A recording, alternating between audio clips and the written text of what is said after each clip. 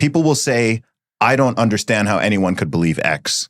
And they'll say that as a point of pride. They'll say that as if that's a good thing. The lack of empathy is good. Do you see what I mean? Yeah, they're bragging about their lack of insight. When someone's like, regardless of someone's views, I don't understand how anyone could vote for Trump. I'm like, really? Of all those dozens of millions of people, like you can't even understand. You might not agree. You might think, oh, this or this. You could be totally against that position, but I'm like, that's a huge human flaw on your part if you can't even understand why someone would. And I don't even think it's you can't understand. I think it's you don't want to, because you don't want to get lumped into that tribe by what you consider your own tribe. You don't want to catch that label. So you'll just kind of close your ears, close your eyes, not even have those conversations or even think from another perspective because you don't want that to happen. So I think there's a lot of fear of true empathy. Yeah, there's a lot of fears. I mean, I think there are a variety of type of fears, but I think that one way or another, it's fear in any form. Yeah, I agree completely. Yeah, and it does come across as weakness. Like one of the most hysterical things when Hillary was running for president, and she talked about that if she was doing, I think she said something to the effect of using empathy in foreign policy. And Republicans jumped all over her for being weak. Like, I got to tell you something. Of all the things that Hillary Clinton has been accused of, being weak ain't on that list. I've heard a lot of stuff about her from supporters and detractors. And weakness ain't there. But it completely gets equated with weakness. Yeah. I don't think people will understand what it is. I think they're thinking of sympathy. Yes. I think they're thinking she's saying we need to be sympathetic and almost like agree with our enemies, which is not what it's saying. It's saying, no, we should try to understand this. Actually, there's great examples of this as well. I mean, it was the same with so when the whole most recent Russia-Ukraine situation kicked off, the sell to the general public was just that Vladimir Putin is a madman. Right. And he's just invaded Ukraine just on a whim, completely randomly because he's a psychopath. Right. And anyone who even tried to see it from the Russian perspective or the Putin perspective, you were immediately, people point the finger at you, accuse you, you're a Putin apologist, you're pro-Russia, right. You're anti-Ukraine, you're pro-war, whatever it is. Just from, you might just say, well, okay, let's think from his perspective. Again, let's take the judgment out of it. Let's think from his perspective over the course of decades. And, NATO is moving, just NATO moving eastwards. Tightening the noose. Can you not see how he might feel some type of way about that?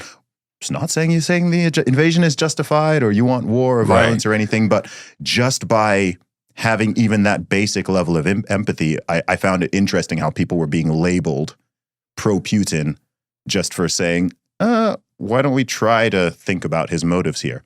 And if you don't even want to think about the motives of other people, it's like, how are you supposed to solve anything? Great, you can virtue signal by saying that you don't understand it and it's, it's beyond reason. It's like, it's not beyond reason. Very few things are totally beyond reason. Right. Very few things are beyond reason. Yeah. Yeah. I agree with you completely, 100%. And and when they get started up on that, I could see how people were beginning to label apologists. As a general rule, mostly they try to stay out of the political stuff when it's really hot. Yeah, same. Because it's a distraction.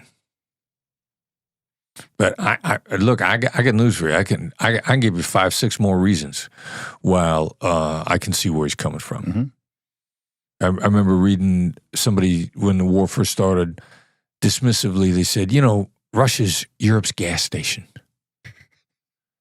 Diminishing them. And I thought, all right, so if that's true, and what you're saying is the way he's feeding his people and keeping the lights on is on an industry that the entire world is trying to get out of. So what's his future look like? His people are going to freeze in the dark and starve. That'll drive you into a corner.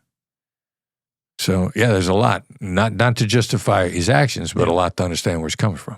Yeah, for sure. Another place where empathy just seems to be lacking, maybe it's connected to this as well, but just I find in the general leadership of our countries. Right. When I look across the West, and to be honest, this extends beyond the West, but it's fascinating how, I mean, you brought up this point about the debate about how they should have read your book and they clearly haven't. But it's kind of fascinating how people can rise to certain levels of certain positions of power and influence when they seem to, obviously Trump has negotiation skills. Like, I think he has marketing skills. Okay. I'll give you, I think he's quite possibly the best marketer in the world. Okay. But negotiation skills, all right, so how do you do negotiating the deal with North Korea? I don't know, but there was no war. Everybody's reaction is the same. Okay. Start out really great with a bang, completely commend him for opening that conversation, being willing to talk directly. He didn't inherit that mess.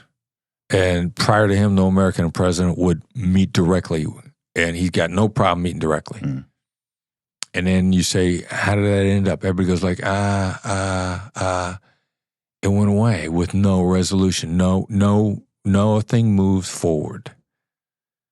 So great marketing effort to start off with.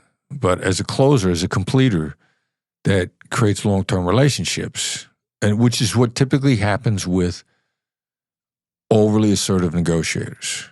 You start off with a bang. Everybody getting either, with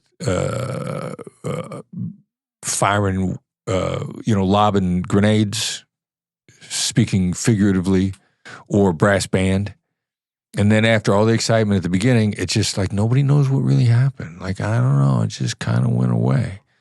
Now, flip side, a great marketer is somebody that just relentlessly tries stuff until something sticks and is shameless in pivoting.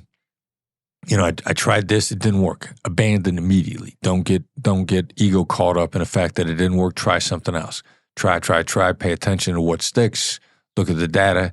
Something sticks, stick with it. Like, I don't know how many names he's called Joe Biden. But he's always, he just keeps calling people, he just keeps coming up with a label of ridicule, which there's a certain amount of humor and emotional positioning there. And, if one doesn't stick, he didn't care. Mm. He just keeps going. I think Sleepy Joe stuck pretty well. Yeah. Finally, right? But and even then, like in the debate, he didn't call him that once. Yeah. I mean, and he's got a great sense of data and marketing, and he just shamelessly moves ahead. Mm. And I think that's a sign of a great marketer. Yeah. Like, everybody thinks the Trump brand is fantastic around the world.